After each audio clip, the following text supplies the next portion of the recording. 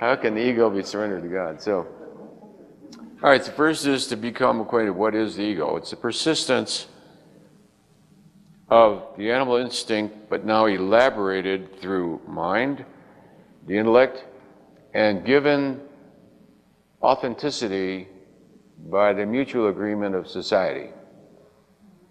All right. The reason I stay with current events, for many years I ignored current events. I didn't read newspaper or listen to radio for years and years. Somebody did a make wrong about it and I bought it. I let go of the make wrong about paying attention to the world. That make wrong is a misinterpretation of the calibrated level of 700, where, let's say, Ramana Maharshi says, there's no point in trying to change the world because the world that you see doesn't exist, which is true within a certain context.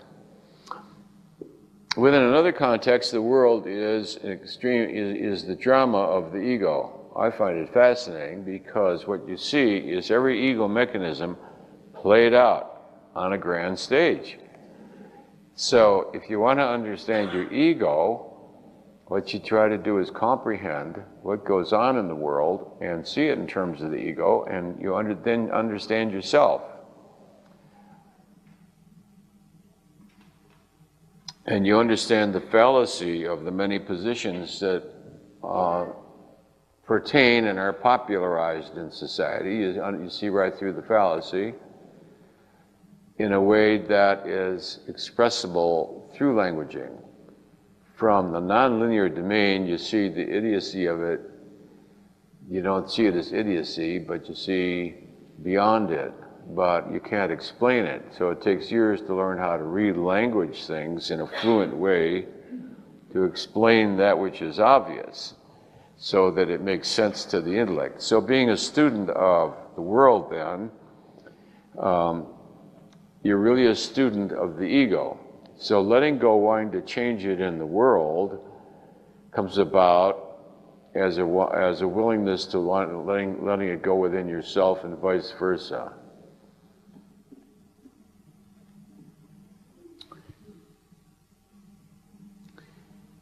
Forgiving the world and forgiving yourself are one and the same thing, because the world is just a projection of the ego. You might say, well, it's not my ego. Well, it's the collective ego. So you might as well take on the collective ego and do everybody a favor, you know?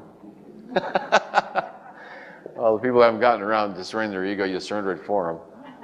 And they get jacks for openers. They get into heaven right off the bat. And you did it for them. Well, we say that in a jocular fashion, but that's a fact.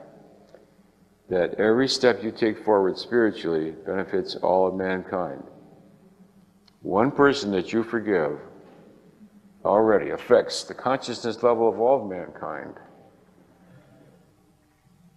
That's so, resist. Therefore, everyone is a savior, potential savior, resist. Everyone is a potential savior. Each and every one of us, as we forgive that one person that we hated, we could chop them in small pieces and flush them because they deserve it.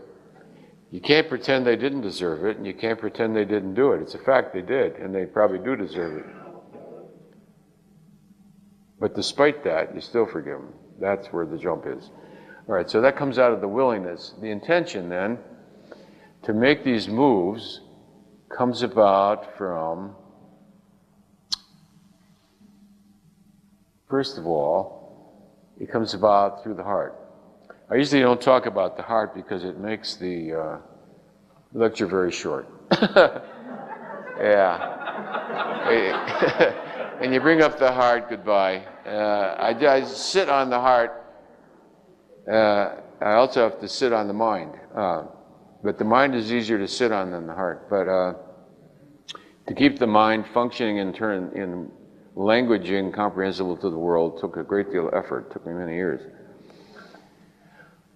When the heart comes up. So, all right, you see, the willingness to make these steps comes from the heart. It's because of the innate love of God you're willing to surrender the hatred. You understand? You don't do it because you intellectually understand that it's a necessary step to reach enlightenment. The willingness to surrender everything to God, including one's justified hatreds, is strong enough that brings you to the willingness to surrender them.